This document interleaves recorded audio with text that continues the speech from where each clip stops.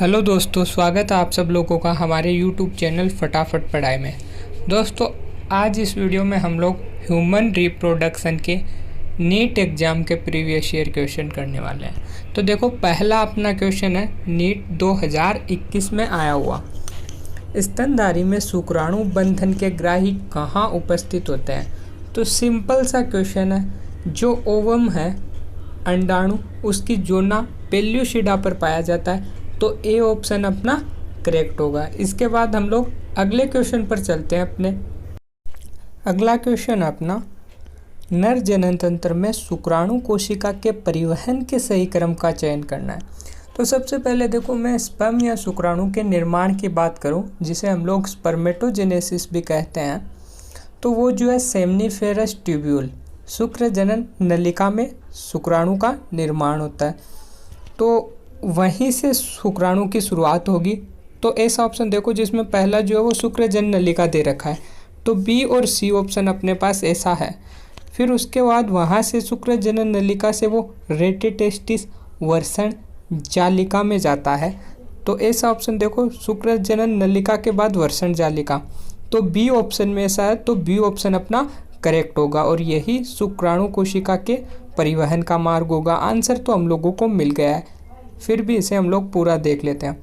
तो शुक्र जनन नलिका में निर्माण होगा, फिर वहाँ से वर्षण जालिका, वर्षण जालिका से शुक्र वाहिका वासा इफ्रेंसिया से होता हुआ एपिडिडाइमस अधिवर्षण, और अधिवर्षण से वासा डिफ्रेंसिया में जाएगा यानी शुक्रवाहक, शुक्रवाहक से संकलनीय वाहिनी, और फिर मूत्र मार्ग से होता हुआ यूरेथ्रल मीटस। तो बी ऑप्शन इसका करेक्ट होगा। इसके बाद अगले क्वेश्चन पर चलते हैं हम लोग।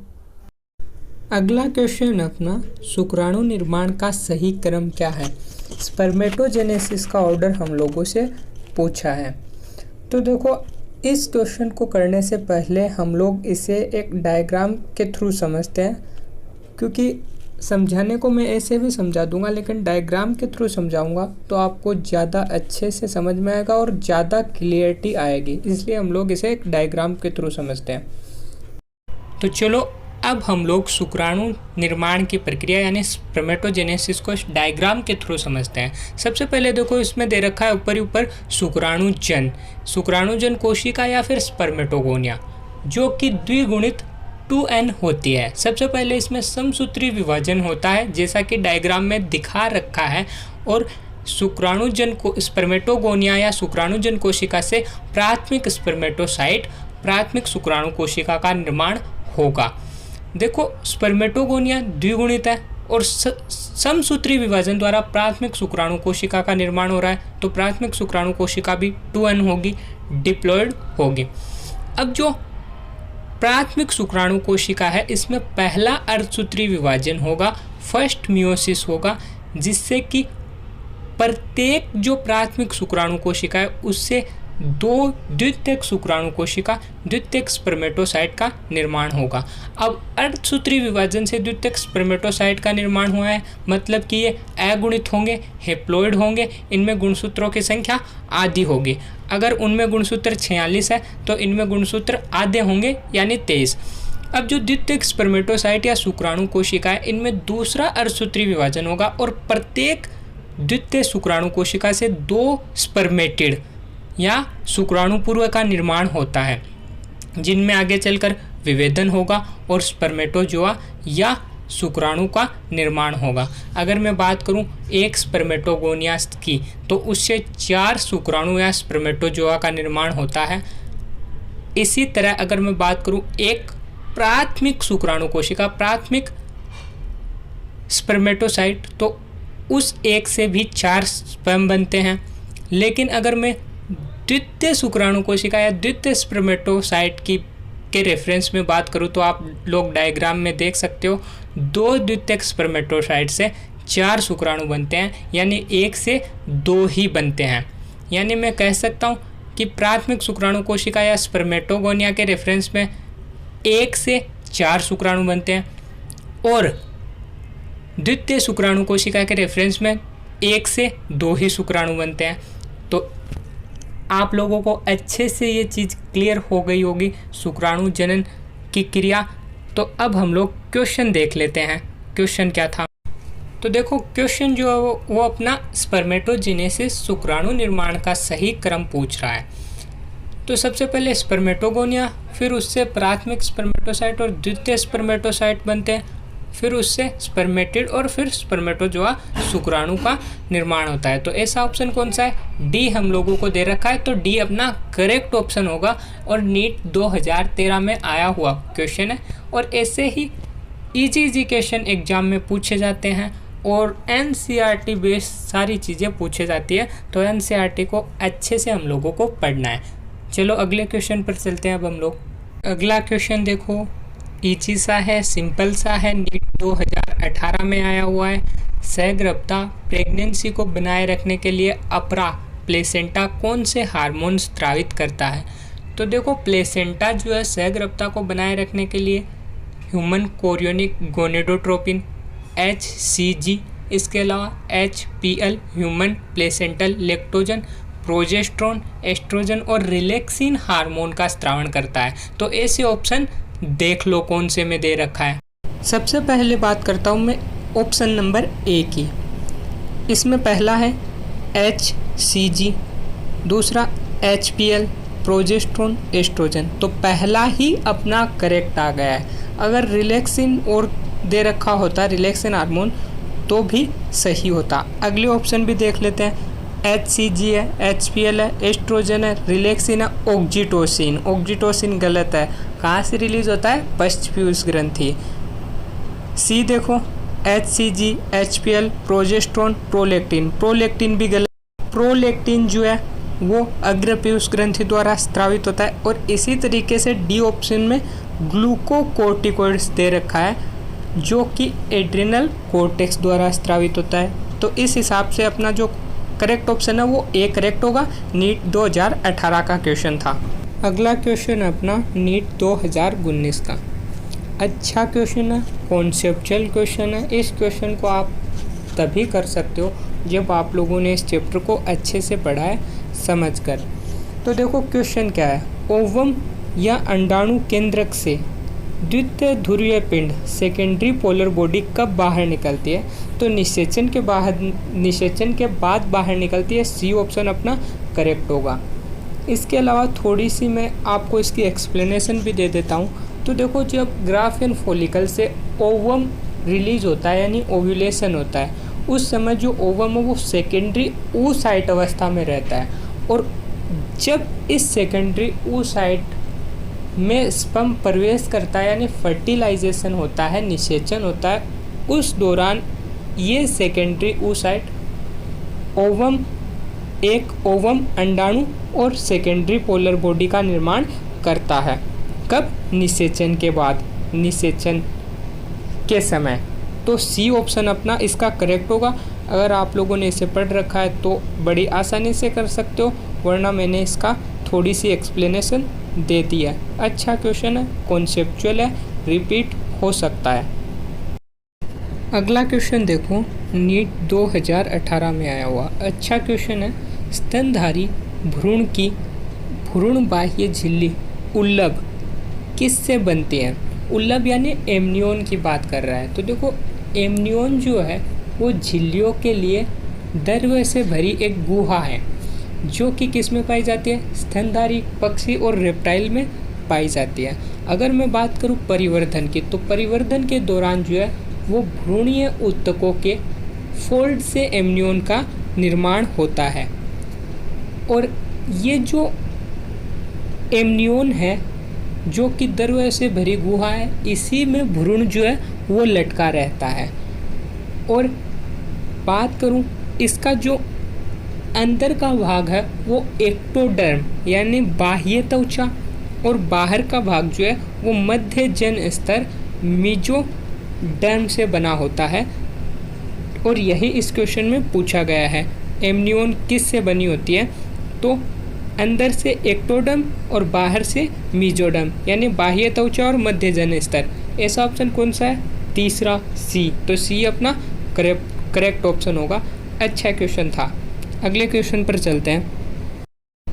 नेक्स्ट क्वेश्चन है अपना देखो स्तंभ 1 को स्तंभ 2 से मिलाना है और सही विकल्प चुनना है। मादाओं में मेनेस्ट्रुअल साइकिल से ये रिलेटेड है। तो देखो पहला हम लोगों को क्या दे रखा है, स्तंभ 1 में ए ऑप्शन है प्रचुरोध भवन प्रावस्था। तो देखो इसे हम लोग पुटकीय प्रावस्था या फिर फोलिकुलर अवस्था भी कहते हैं। जब मेनेस्ट्रुअल साइकिल में फोलिकल का विकास होता है उस दौरान पुटकीय प्रावस्था जो होती है उसी को हम लोग प्रचुरोध भवन प्रावस्था कहते हैं, यानी ए के अंदर अपना सेकंड होगा और ऐसा किस में है, पहले ही ऑप्शन में है, यानी ए अपना करेक्ट होगा। फिर भी हम लोग इसके अलावा बी और सी भी देख लेते हैं। बी देखो स्त्रावी प्रावस्था।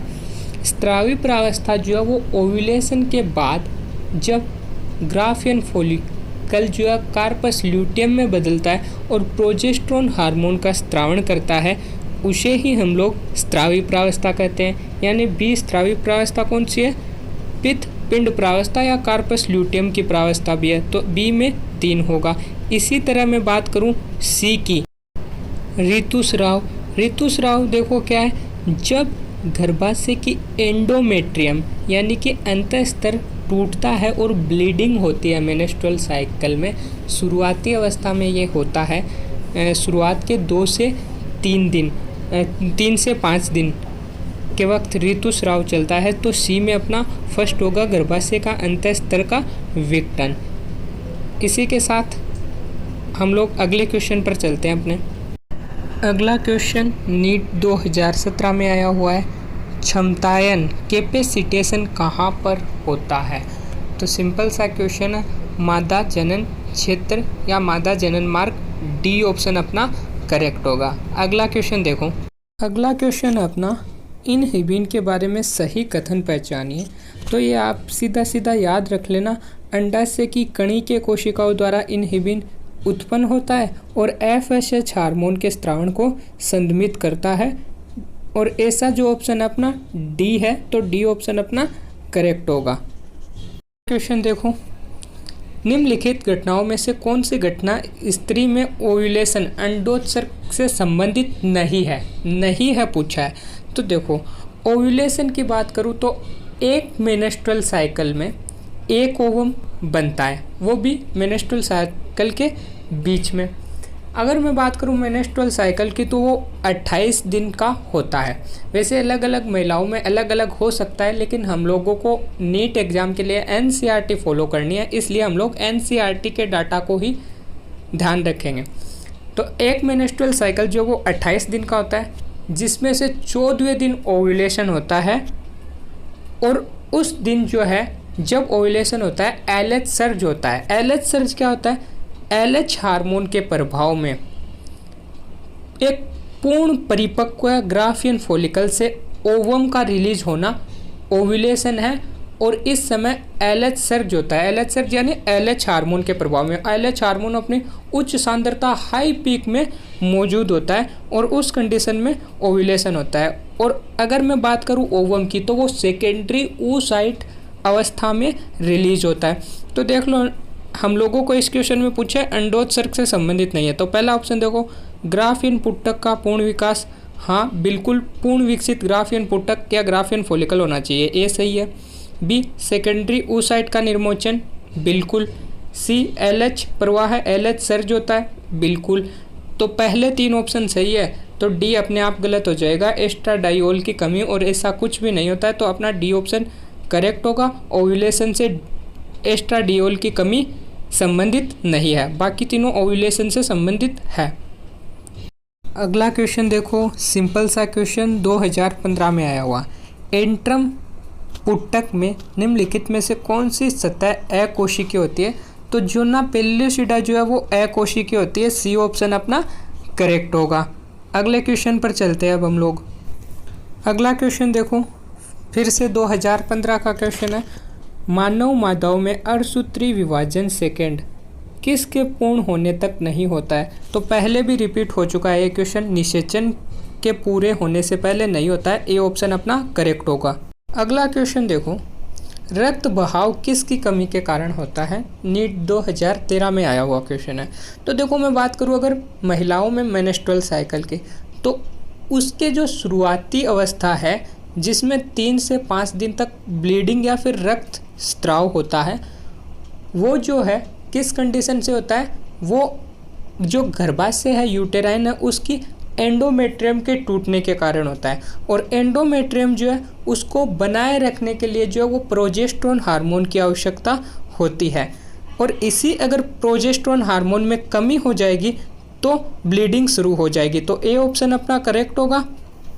प्रोजेस्टेरोन हार्मोन की कमी के कारण ब्लीडिंग या रक्त बहाव होता है शुरुआत के 3 से 5 दिन तक, और इसे हम लोग मेंस्ट्रुअल साइकिल की ऋतुस्राव अवस्था कहते हैं।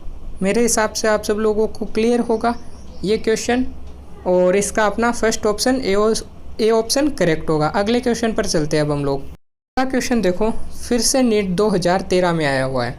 अच्छा क्वेश्चन है। कौन सा कार्य प्लेसेंटा का नहीं है?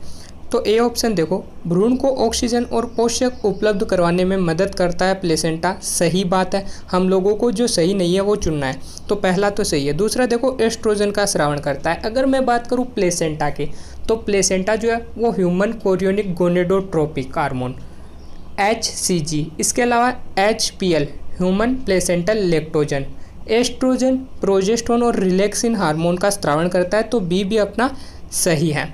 सी देखो, भ्रूण में से कार्बन डाइऑक्साइड तथा व्यर्थ पदार्थों को बाहर निकालने में सहायता करता है। ये ऑप्शन भी बिल्कुल करेक्ट है, प्लेसेंटा का कार्य है। हम लोगों को जो नहीं है वो बताना है। तो देखो डी ऑप्शन, प्रसव के समय ऑक्सीटोसिन का स्रावण करता है। गलत बात है, क्योंकि ऑक्सीटोसिन पश्च पीयूष ग्रंथि द्वारा स्रावित होता है, प्लेसेंटा द्वारा नहीं। तो डी ऑप्शन अपना करेक्ट होगा। अगला क्वेश्चन देखो अपना, मानव शरीर में पाई जाने वाली लीडिंग कोशिकाओं से किसका स्रावण होता है? तो देखो सिंपल सा क्वेश्चन है। लीडिंग सेल जो है वो एंड्रोजन हार्मोन का स्रावण करती है। डी ऑप्शन अपना करेक्ट होगा। इसके अलावा थोड़ी सी बात और हम लोग यहाँ पर करेंगे लीडिंग सेल और सर्टोली सेल दोनों की। तो देखो लीडिंग सेल या इन्हें हम लोग इंटरस्टिशियल सेल भी कहते हैं, और एक होती है नर्स कोशिका या सर्टोली सेल। दोनों ही सेमनीफेरस ट्यूब्यूल शुक्रजन नलिका में पाई जाती है। लीडिंग कोशिका पर LH हार्मोन कार्य करता है और इन्हें एंड्रोजन हार्मोन के स्रावण के लिए प्रेरित करता है। और सर्टोली सेल जो है वो उस पर FSH हार्मोन कार्य करता है और स्पर्मेटोजेनेसिस के लिए उन्हें प्रेरित करता है। सर्टोली सेल की अगर मैं बात करूं तो वो जो है शुक्राणुओं को, स्पर्म को पोषण प्रदान करती है, इसीलिए हम लोग उन्हें नर्स सेल भी कहते हैं। तो यहाँ पर हम लोगों ने लीडिंग सेल और सर्टोली सेल दोनों की बात की। इस क्वेश्चन का अपना आंसर एंड्रोजन हो जाएगा। लीडिंग कोशिकाओं द्वारा स्रावण होता है। LH लीडिंग कोशिका या इंटरस्टिशियल सेल पर कार्य करता है। पूरी बात हम लोगों ने यहाँ पर की है, और आप देख रहे होंगे कि हम लोग हर क्वेश्चन के अलावा थोड़ी बात और एक्स्ट्रा करते हैं, जिससे कि आप लोगों को नीट एग्जाम में फ़ायदा हो। चलो अगले क्वेश्चन पर चलते हैं अब हम। अगला क्वेश्चन अपना, यदि मनुष्य के जनन तंत्र में किसी कारणवश अपवाहिकाओं वासा इफ्रेंसिया में बाधा आ जाती है तो युग्मकों का कहाँ से कहाँ तक परिवहन नहीं होगा। तो मैं क्या कह सकता हूँ कि वासा इफ्रेंसिया आगे चलकर एपिडिडाइमस अधिवर्षण में खुलती है? बिल्कुल खुलती है। तो अगर वासा इफ्रेंसिया में बाधा आ जाएगी तो वासा इफ्रेंसिया से एपिडिडाइमस अधिवर्षण में स्पर्म का परिवहन नहीं होगा, युग्मकों का परिवहन नहीं होगा। बिल्कुल वासा इफ्रेंसिया, अगर मैं ऐसा कोई ऑप्शन देखूँ तो वो ऑप्शन दे ही नहीं रखा है। तो इसी को मैं ऐसे भी कह सकता हूँ कि वासा इफ्रेंसिया जो वो टेस्टिस में पाई जाती है, यानी कि इसी को हम लोग इस तरह से भी कह सकते हैं कि टेस्टिस या वर्षण से एपिडिडाइमस अधिवर्षण में युग्मकों का परिवहन नहीं होगा। तो ऐसा ऑप्शन कौन सा है अपना? ए। तो ए ऑप्शन अपना करेक्ट होगा। अगला क्वेश्चन देखो अपना, सिंपल सा इजी सा क्वेश्चन है। नर जनन तंत्र का आरेख दे रखा है और ABCD भागों को हम लोगों को पहचानना है और सही विकल्प चुनना है। तो ए देखो क्या है, ए जो है वो वासा डिफरेंसिया दिखा रखा है, यानी शुक्रवाहक है। तो ऐसा ऑप्शन देखो किसमें, ए में है और डी में है, यानी हमारा आंसर जो है वो भी ए और डी में से एक होगा।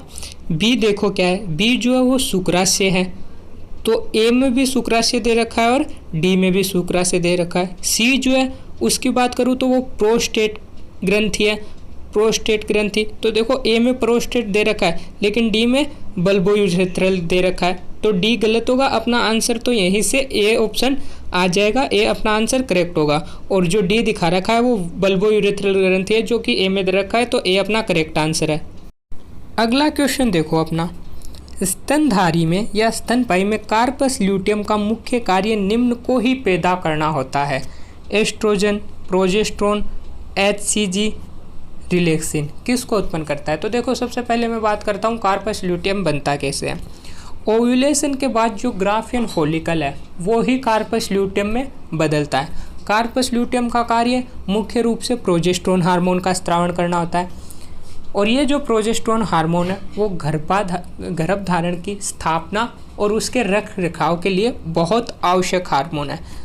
तो अपना इसमें कौन सा आंसर सही चला जाएगा? बी ऑप्शन, प्रोजेस्टेरोन, जो कि क्वेश्चन यही तो पूछा है, कार्पस ल्यूटियम का मुख्य कार्य किसको पैदा करना है, तो प्रोजेस्टेरोन हार्मोन को पैदा करना है। बी ऑप्शन अपना करेक्ट होगा। अगला क्वेश्चन देखो अपना, अगला क्वेश्चन जो है वो अपना ओव्यूलेशन या अंडोत्सर्ग पर है। और जब आप लोगों ने मेंस्ट्रुअल साइकिल पढ़ा होगा तब आप लोगों ने देखा होगा कि ओव्यूलेशन के समय LH, FSH और एस्ट्रोजन हार्मोन तीनों ही उच्च सांद्रता पर मौजूद होते हैं। और ओव्यूलेशन के बाद जब ग्राफियन फॉलिकल से कार्पस ल्यूटियम बनता है, वो कार्पस ल्यूटियम प्रोजेस्टेरोन हार्मोन स्रावित करता है, उसके बाद प्रोजेस्टेरोन हार्मोन का उच्च सांद्रता आती है। तो ओव्यूलेशन के समय LH, FSH और एस्ट्रोजन की उच्च सांद्रता होती है। तो ऐसा ऑप्शन हम लोगों को देखना है। तो पहला देखो प्रोजेस्टेरोन की उच्च सांद्रता नहीं, दूसरा LH की निम्न सांद्रता नहीं, तीसरा FSH की कम सांद्रता नहीं, डी है एस्ट्रोजन की उच्च सांद्रता। तो यही ऑप्शन अपना करेक्ट होगा, एस्ट्रोजन की उच्च सांद्रता, डी ऑप्शन करेक्ट होगा। और आज का अपना लास्ट क्वेश्चन है, नीचे दिखाई गई मानव परिवर्तन अवस्थाओं को पहचान करते हुए साथ ही साथ एक सामान्य गर्भवती स्त्री में वह अवस्था कहाँ पाई जाती है, इन दोनों को एक साथ किस एक विकल्प में सही दिया गया। तो देखो ये जो डायग्राम है वो कोरक पुट्टी का डायग्राम है, ब्लास्टोसिस्ट का डायग्राम है। तो ऐसा ऑप्शन देख लो, ए है मोरूला नहीं, बी ब्लास्टूला नहीं, सी जो है वो ब्लास्टोसिस्ट कोरक पुट्टी बिल्कुल सही बात है। पाए जाने का स्थान गर्भाशय भित्ति बिल्कुल सही बात है। आप लोगों को पता होगा कि अंत्रोपण के समय जो ब्लास्टोसिस या कोरक पुट्टी अवस्था में ही अंत्रोपण होता है गर्भाशय की भित्ति में, एंडोमेट्रियम में। तो सी ऑप्शन अपना करेक्ट होगा। और इसी के साथ आज का अपना ये वीडियो भी कंप्लीट हुआ। और अगर आप लोगों को हमारा वीडियो पसंद आया तो इसे लाइक, शेयर, सब्सक्राइब जरूर करना और बने रहिए ऐसे ही। रोज़ सुबह 7 बजे मैं आप लोगों के लिए नीट प्रीवियस ईयर क्वेश्चन लेकर आता